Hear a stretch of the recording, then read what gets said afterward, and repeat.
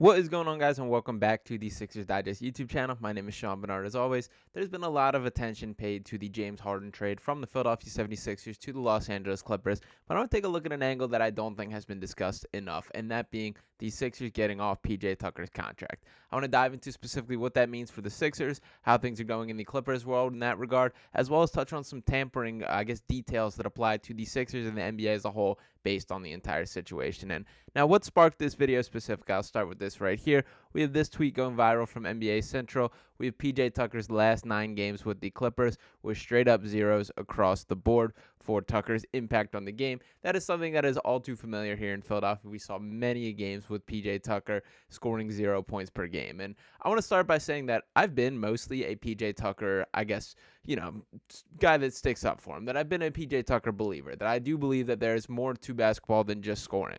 But you got to bring something. And think we're approaching a point in PJ Tucker's career where the grit and the dirty work that he brings is not enough to cover up the offensive deficiencies. And let's dive in specifically to his stats and what he brings to the table. What I was most frustrated for with these Sixers is when you look at the three-point attempt numbers here. 1.9 in the 2022 to 2023 season, and just 1.7 to start this season in beyond the three-point arc. That's significantly lower than even looking at the year before at 2.7. And you want to look at some of his best of his career, 4.7, 4.2. That is more the numbers for three-point attempts that what we were discussing. That it was not an issue of efficiency. In fact, he was a 40% three-point shooter for the Sixers, but it was the unwillingness to take those shots that really caused an issue within the Sixers offense. That we know how important it is to have guys that other teams respect to prevent them from doubling off Joel Embiid and James Harden at that point in time. PJ Tucker became a guy that simply did not have enough respect of opposing defenses, and that there was a live and die with his three-point shots. Now, he did step up on some big moments and does deserve credit for that, and he did bring things to the table, like being the guy to guard guys like Giannis Antetokounmpo or guard Nikola Jokic to allow Joel Embiid to be the floater in the paint. He did bring things to this team, and I still will stick up behind the mindset for bringing PJ Tucker in, specifically because it was a guy that Joel Embiid named by name and said he wanted on the team, and the Sixers went and got him. So I still stick up for him. And just a reminder, these comments were coming after the Sixers were eliminated by PJ Tucker in the Heat following the 21-22 playoffs. But I do want to take a look at what Joel Embiid said once again. Size and toughness that goes along with. You look at someone like PJ Tucker, great player, but it's not about him knocking down shots. It's about what he does. Whether it's on the defensive end or, rebounding the ball. You look at, obviously, defensively, plays with so much energy, believes that he can get from point A to point B, and he believes that no one can beat him, and he's tough. Like, he's just physical, and he's tough. They have a few of those guys, whether it's Bam and all those guys.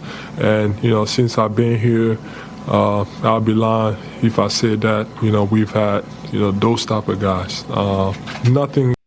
So while it did not work as exactly planned, I still do agree with the mindset behind the Sixers of when your superstar requests a player or wants a player, you bring him in to keep him happy. And this especially comes in the current environment in which stars are switching teams so rapidly that you are a little bit at their, discretion for who they want to bring in. You kind of have to agree with that. So even though it did not work out as planned, I still support the logic behind bringing in a guy that Joel Embiid wanted, a guy that I do believe Joel Embiid enjoyed playing with for the most part, and the Sixers are in a better spot now that they are off that contract. And now just to talk specifically about the contract and what it is. This year, he's making $11 million with the Clippers. This is the highest paid contract of his career, and he has a player option for next year for $11.5 million. You better believe that he is opting into that. That is far above his market value at this point in time. PJ Tucker is about to turn 40 years old and is still making that amount of money and still providing what we're seeing with those zeros in the box score. And that also would have eaten into the Sixers cap space plan, which I've talked so much about, and Daryl Morey's been very open about, of making sure they have the flexibility for this coming offseason.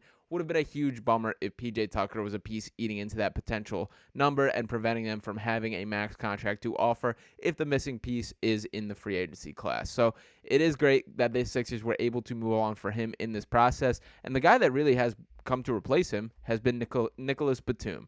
And to jump on Batum specifically, I'm going to pull up his game log here. As you can see, first off, no zeros in the point scoring there. Him scoring 11 points, 5 points, 3 points, 9 points, 3 points, 5 points, 6 points, 14, 10, and 3. And beyond that, he still helps out on the rebound, a couple 7 rebound games, 3 7 rebound games to be specific there. And as a playmaker, a couple games with 4 assists, 3 assists, 3 assists. So all things that he brings to the table that PJ Tucker simply did not. While Tucker, I still give a slight edge from a defensive standpoint. They do it in different ways. That Tucker's very much about the grit, about the grind, use the physicality, use the hustle. Nick Batum is just a smart basketball player that he constantly finds himself in the right spot. And the biggest difference between these two, number one, is the willingness to shoot. That Batum has one of the quickest releases in the NBA. First, Tucker really had to be wide open to even let that thing fly. And the other thing is the playmaking that Batum brings to the Sixers offense is a huge weapon, especially in the half court. That we're seeing Nick Nurse trust him to make the decision making, run some plays through him in the half court setting. Those are things that PJ Tucker simply is incapable of as a basketball player at this point in career. So I do think Nicholas Batum is a clear upgrade to PJ Tucker, and the Sixers are at the better for making that swap. Now, to touch on the big fish of that trade, that being James Harden, he also finds himself back in the news, as I expect to continue to be the case throughout the course of the season. I touched on this a little bit in the last video that I dropped here, but it was reported that James Harden, when sitting down with Sam Amick of The Athletic, said that Daryl Morey said he would offer him a max and then did not do that. That this has been speculated a lot. There's been a ton of whispers and talk about it, but this is the first time that James Harden has outright said that, and that is a strong accusation to make. And the reason that I do think this ties into the whole conversation is that would be an example of tampering, as was several other things admitted in this article, and this comes on the heels of the Sixers getting in trouble for tampering during the PJ Tucker signing. That during this happened, the 76ers were docked 2 draft picks for free agent tampering violations. They also were fined $10 million in the process, and this coming with negotiations with PJ Tucker and Daniel House there. So that coming, and then we're seeing this admittance from James Harden. Now, I want it to be put on the table that the Sixers have been investigated for this twice, and in both times cleared of the James Harden conversation. I think this is a little bit of an example of different interpretations. I don't believe James Harden is lying in this specific situation, but I also don't think he's telling the truth that Daryl Morey outright said, we are going to offer you a max contract. I think there probably were comments along the way of Daryl saying stuff like, just keep playing the way you're playing and we will take care of you, or we'll make sure you're taken care of at the end of the season. Things like that, which I think Harden took as I'm going to get a max contract, and that was absolutely his intentions and what he desired. But I don't believe Daryl Morey would outright guarantee a max contract and then pull it off the table. And we also have to bring into mindset the possibility of Daryl Morey still wanting to offer him a max contract, and the Sixers ownership stepping in and saying, we're not cutting that check, boss, that we are not letting you make that offer. We just watched those playoffs as well, and this is not a guy we're comfortable committing to with the long term. These are all possibilities and all things that kind of happen behind closed doors. We likely will never know the true answer to this, but it is interesting that James Harden is kind of putting on the table, putting it front and center. And the other area that he put front and center that I believe is more likely to cause some punishment from the league standpoint was this right here, that he discussed that we know the backstory of him kind of discussing with the Rockets that this came up starting at last Christmas, of James Harden talking about having these negotiations with the Rockets or eyeing that as his next landing spot. There was all the ties and all the time that he spent in Houston. And in this same article with Sam Amick here, it was described that in the interview, it's kind of, this is being from Kyle Neubeck of PHLY Sports here. He says, down the list of notables in Sam's interview, but kind of hilarious, is that it's now on the record that Harden, who was never a free agent, and his representation met with Udoka after he was hired as Rockets head coach, and the league will still pretend to care about tampering. Now, this has been my issue with the tampering all along, is it's such pick and choose where there's punishments. That you can get every single team in the NBA for tampering if you really want to. You can look the other way for every single team in the NBA if you want to.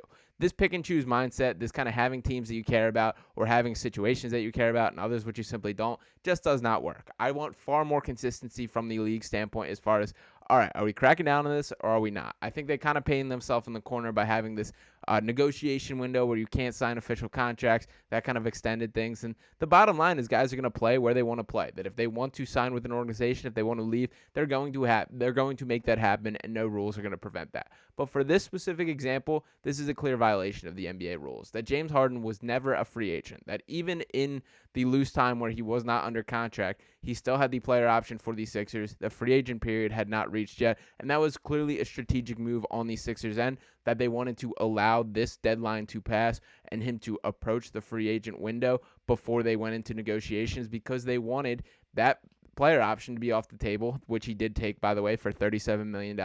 So if that had reached that point where it was taken off the table, they had the potential to re-sign him for less money.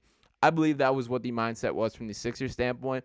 But regardless, none of this makes it okay to meet with Ime Udoka and the Rockets. So I do think the Rockets could catch some sort of fine or be in trouble for this at some point. You just can't do that on another team's players. That is very clearly against the laws of the NBA. I don't know if we will see a crackdown from the league standpoint. As I mentioned, it is this inconsistency that's incredibly frustrating. But if James Harden's airing out the dirty laundry, Houston's going to be the one that's getting the shorter end of the stick compared to Philadelphia. That especially being the case considering that this has been investigated twice. And to a certain extent, somebody's had to lie, and James Harden probably had to lie in this situation if the Sixers were cleared of it twice. So if you had said in both those investigations previously that the Sixers never guaranteed things and are now saying you guaranteed that they did guarantee it, you're lying in one of these situations. So a lot of messiness there. The bottom line, it is nice that these headaches are out of Philadelphia, that we can allow them to continue, I guess, growing and manifesting in Los Angeles. The Clippers are playing a little bit better basketball. PJ Tucker also had a funny quote this coming on the heels of all these 0-point performances and everything, that he said there's simply not enough basketballs on the planet for this Clippers team. A very funny line, and I do think that's a part of the value of PJ Tucker, is he is such a low usage guy on the offensive end. He's okay that he does not need to eat into it. I do think that he's content with his role, knows what he does, and brings the best for the team. So shout out to PJ Tucker. I don't hold you in ill will, but I am grateful that these Sixers have moved on for you. Very happy that Nicholas Batum is here, and very happy that these Sixers are playing the way they are. They will be back in action tonight against the Wizards. Feels like a little bit since we've seen some Sixers basketball, so excited to take that in. Kelly Oubre back on the court, and me and Casey will be breaking down things every step of the way for the rest of the season. Thank you guys for tuning into this video. Make sure to smash that subscribe button, drop a like, and drop a comment. Let me know your thoughts. I just want to hear what you feel about PJ Tucker now that we're a little bit removed from the entire situation. Thanks for watching once again. Talk with you next time right here on Sixers Digest. Peace.